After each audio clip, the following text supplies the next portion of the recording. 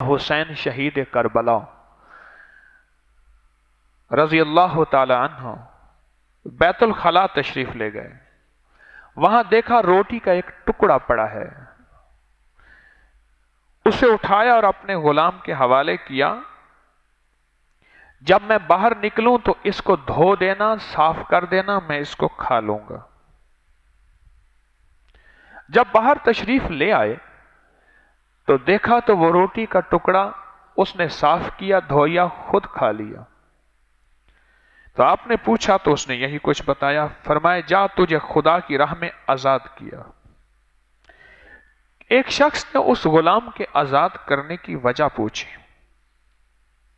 فرمایا میں نے اپنے جد امجد، اپنے بڑوں سے حضرت علی کرم اللہ وجہ الکریم اور مدینے والے سے سنا، جو شخص روٹی کا ٹکڑا پائے، کہیں رزق پائے اور اسے دھو کر پاک کرے اور کھا لے، وہ اس کے معدے میں نہ پہنچے گا کہ اللہ اسے آتش جہنم سے آزاد کر دے گا.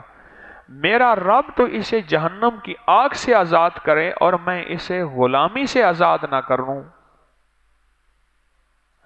کیسی بات ہے؟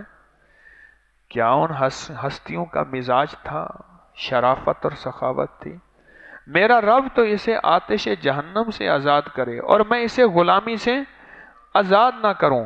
جا تجھے میں نے اپنے غلامی سے آزاد کر دیا.